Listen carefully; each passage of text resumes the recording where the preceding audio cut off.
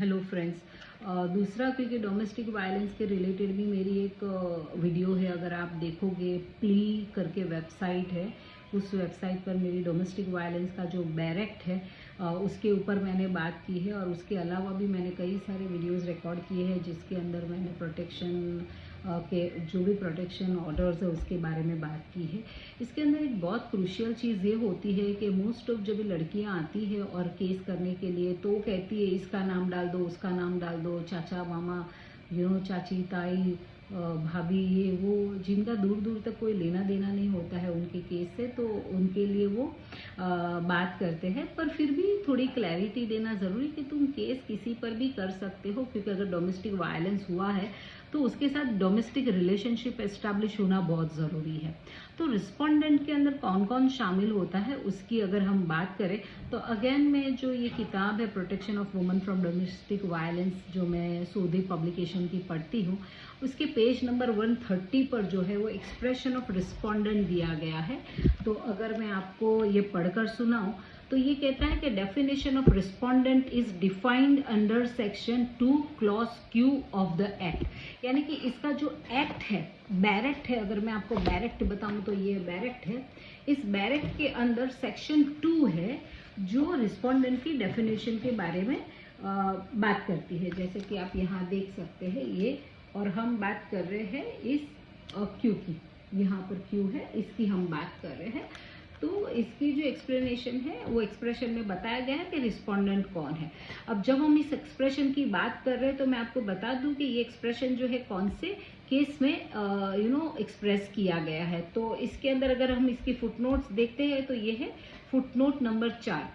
तो footnote number 4 जो है वो केस का जो जजमेंट का मीन्स साइटेशन जो किया गया है केस का, वो है Amrit Kumar versus Shrimati Chitra Shetty 2010 criminal LJ 2680।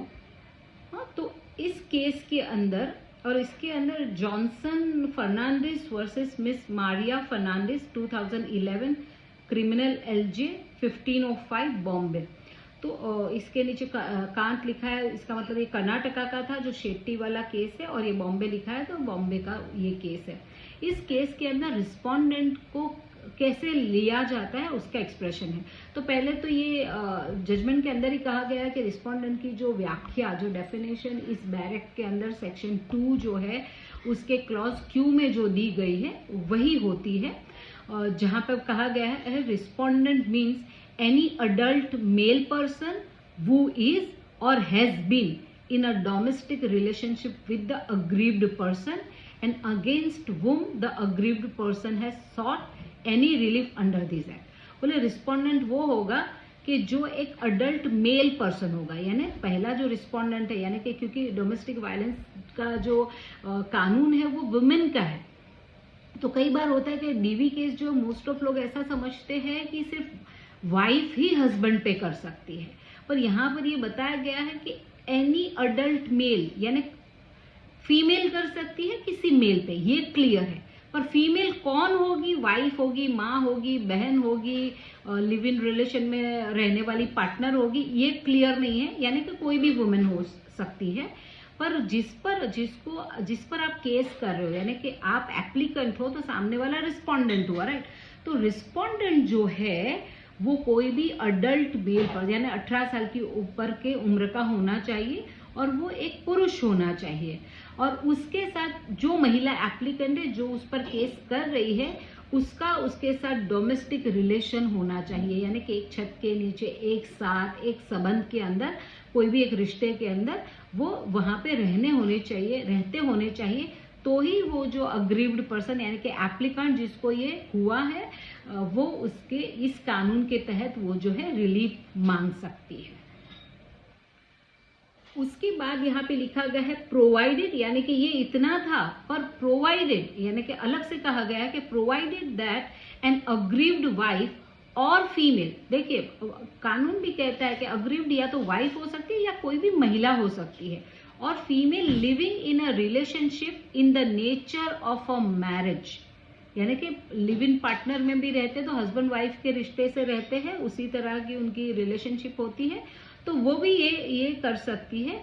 May also file a complain. ये कहती है कि वो भी, यानी कि सिर्फ महिला वाइफ ही नहीं पर महिला पार्टनर भी जो है वो भी ये कंप्लेन फाइल कर सकती अगेंस्ट अ रिलेटिव। यहाँ पर ये था कि किसको हम डालें ना, कि कभी सास को ननंद को हम डालते हैं तो किसको डाल सकते हैं, इसकी बात की गई है कि provided that an aggrieved wife or female living in a relationship in a nature of a marriage may also file a complaint। यानी अभी तक हमने बात की कि अडल्ट मेल के खिलाफ कंप्लेन फाइल कर सकती है, और उसके अलावा किसके खिलाफ कर सकती है, तो इसके बारे में बात की गई है कि उसके अलावा नेचर ऑफ मैरिज में also file a complaint against a relative of the husband और द मेल पार्टनर। यानी कि जो भी हमारा हस्बैंड है या मेल पार्टनर है, क्योंकि हम रिलेशनशिप की भी बात कर रहे हैं, तो वो मेल पार्टनर के कोई रिलेटिव को हम जो है उसके अंदर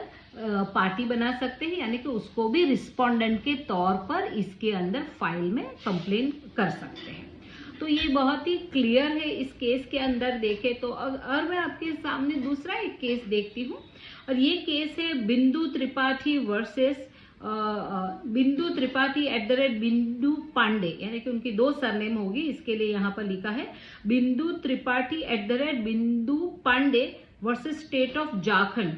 ये झारखंड का है, 2013 का केस है।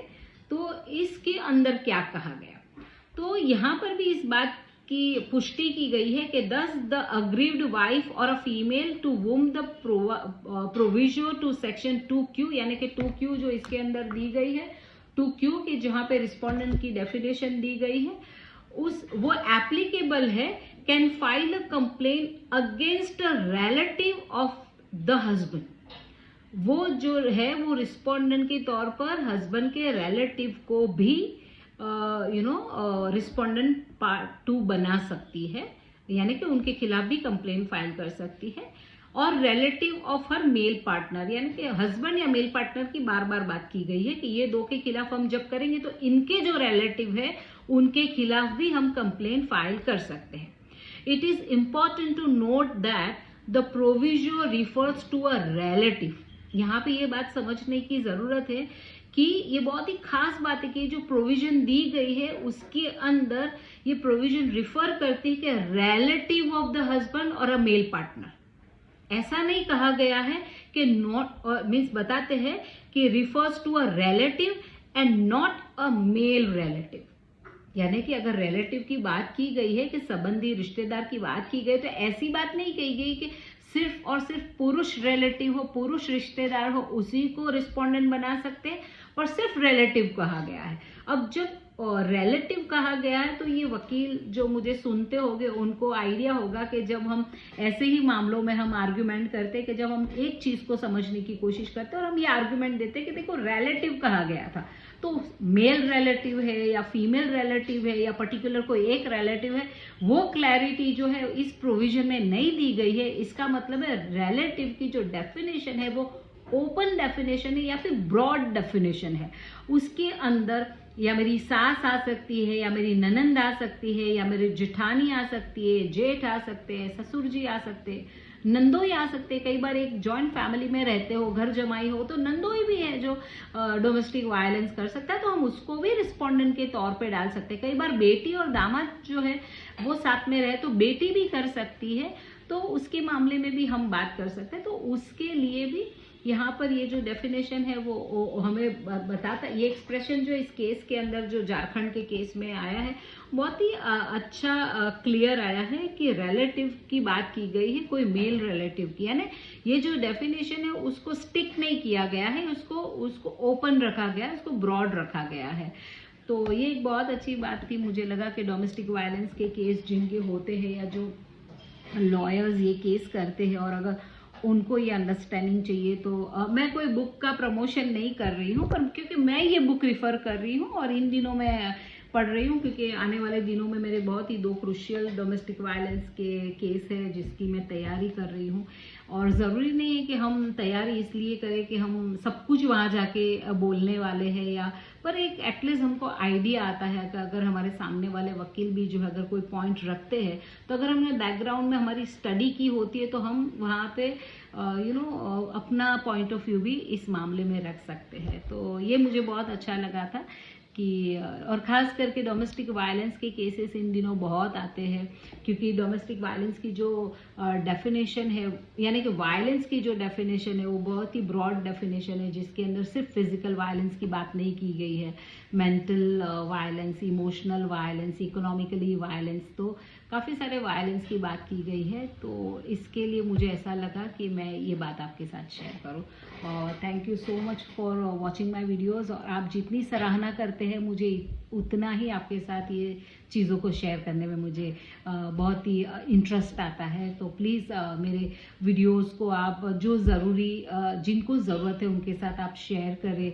आपको अगर ये वीडियो पसंद आते तो आप इसको लाइक करें। अगर आप मेरे चैनल पे बने रहना चाहते हैं तो वो जो सब्सक्राइब करने का जो बटन है उसको भी आप प्रेस करके रखें, ताकि मैं जब भी ऐसे वीडियो रिकॉर्ड करूँगी तो आपको इसकी इंफॉर्मेशन है जो सबसे पहले मिल सकती है। तो थैंक यू, आपकी सराहना के लिए, आप बहुत अप्रिशिएट करते हो और thank you so much for that.